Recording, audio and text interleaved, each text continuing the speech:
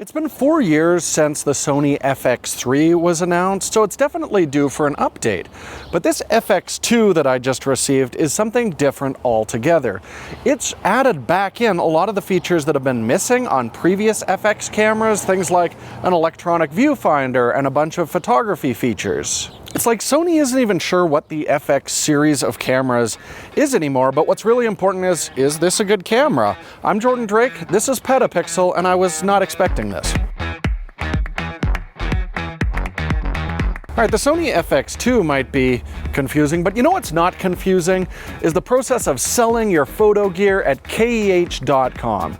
You see, KEH has an incredibly intuitive interface on their website. Just punch in what you're looking to sell, spitball the condition of it, and they will give you a quote right on the website. And if you have any questions, just reach out to their expert staff who are well-versed in all of the photography products out there, and they can answer every one of your questions. And remember, if you do sell your gear at KEH.com, you can get a 10% bonus towards any other gear that you pick up while you're there. KEH rules, and that's why they are PetaPixel's official pre-owned camera gear partner.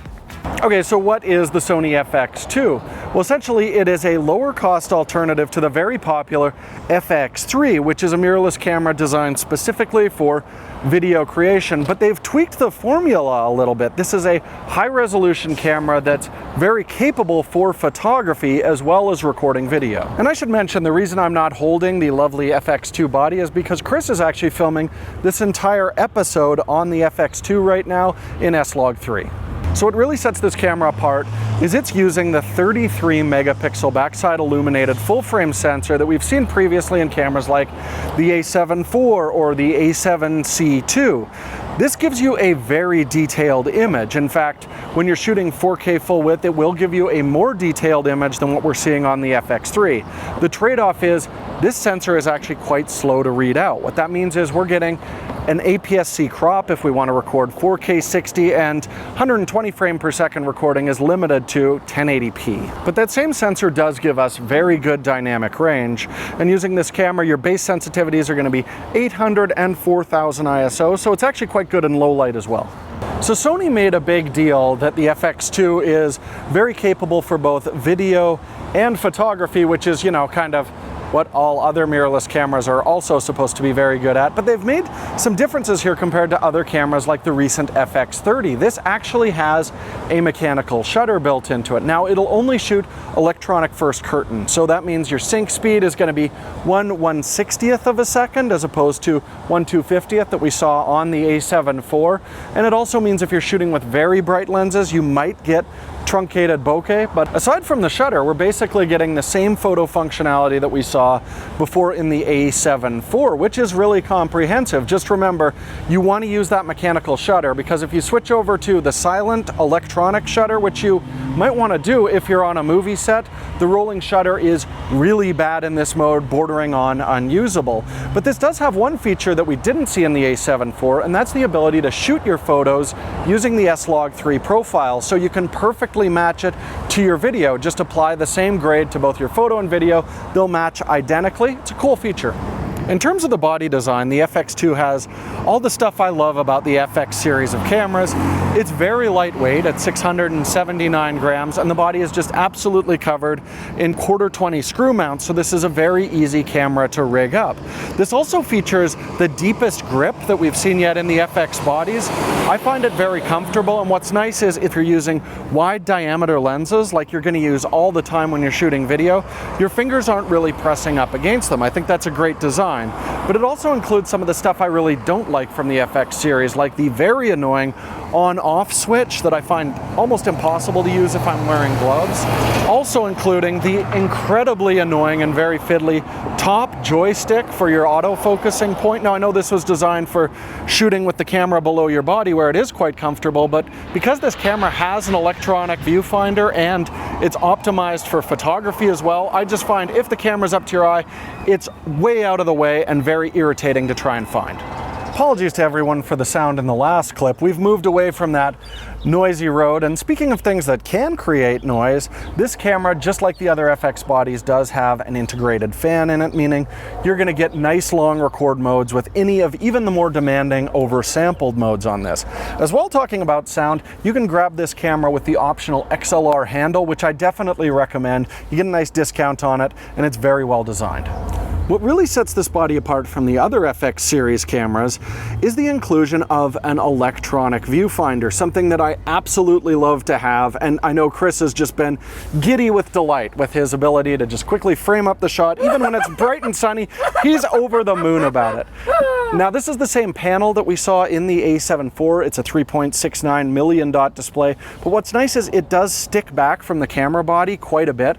I find it extremely comfortable to use, and this is the first time I've seen a Sony viewfinder where you can actually tilt it up vertically. This is incredibly useful, especially for me, a tall man who is generally filming a slightly shorter person all the time. Yeah, I can still use the EVF without crouching over. That's great. The problem is I think a lot of people are going to be attaching a wireless receiver or a monitor to the top of this camera, which does really limit the ability to tilt the display. I tried our Rode Go kit, I tried our DJI Mini kit, and with both of those I wasn't actually able to tilt the viewfinder up. The alternative for framing up your shots is the, let's just say it, lame 1.03 million dot fully articulating LCD. It's pretty easy to see outside, but it's just not very detailed, and I find it really hard to confirm my focus with this lackluster display.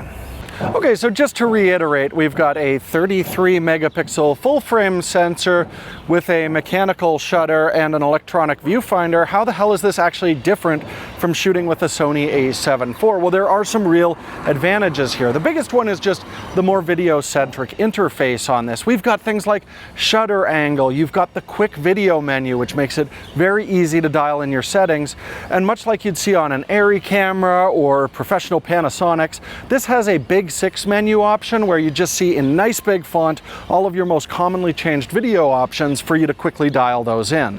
As well, we get the new dynamic active digital stabilization we've seen in the more recent Sony bodies, and this does give you quite stable footage, but remember, you will get the odd blurry frame if you're shooting with very slow shutter speeds, and this does incur an absolutely massive crop. The other big benefit here is we have anamorphic support. It will digitally de-squeeze the anamorphic footage, but oddly it's only available for a 1.33 or 2 times anamorphic. So anything in the middle there, you got to use an external monitor or just spitball it, I guess. But the biggest advantage for me over the A7 IV is that the FX2 includes Sony's AI processing unit for autofocus. And we've seen big benefits when you're using this mode. I've actually been using the FX2 on the sly to shoot some PetaPixel episodes, and I've just found I've never had an autofocus hiccup while I'm using this camera. It is extremely reliable, and looking at the other cameras in its class, I'd say this is the best autofocus you can get for video, and that same great autofocus also works in stills. But you know what is not class leading at all on this camera?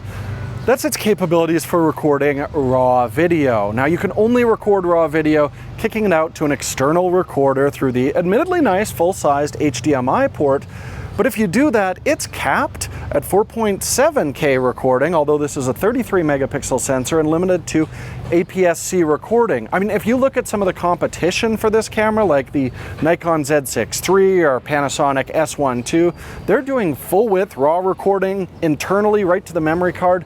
If raw video is important to you, then honestly, I just don't think the FX2 is a good option. Way back when the Sony FX3 was first announced, I really struggled with it because using that camera meant giving up some of my favorite alpha features found on its sister model, the A7S III. And I have to say the FX2 is my favorite FX camera to use in the entire series. Using the FX2 is an absolute pleasure, and I don't miss any of the other functionality that we'd see on other alpha cameras. However, these advantages do mean that the FX2 feels very, very similar to using an A7 IV, but if you're looking between the two models and you have even a passing interest in video, I would definitely get the FX2 because you're not really losing much compared to that A7 IV.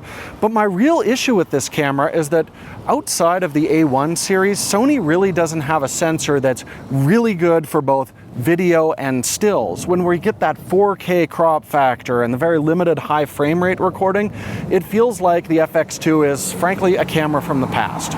If you're already invested in the Sony ecosystem, then I do find the FX2 offers a really nice compromise between performance and price. The issue is, if you look at what the competition is offering right now, things have gotten a whole lot more competitive. Both the Nikon Z6 III and Panasonic S1 II have been launched with partially stacked sensors that give you real advantages in terms of the actual video performance. And if you love an EVF as much as I do, well, they may not tilt, but those offer substantially sharper electronic viewfinders as well.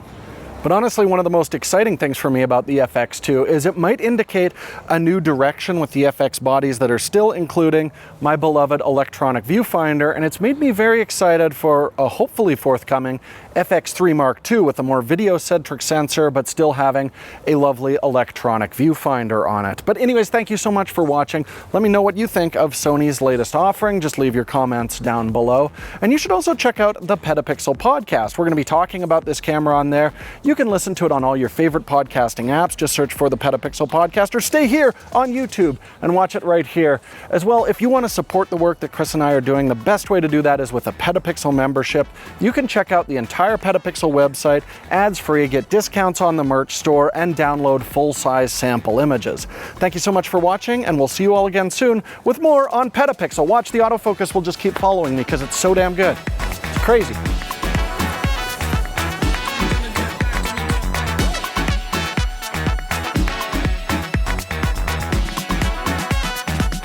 It's gonna get personal.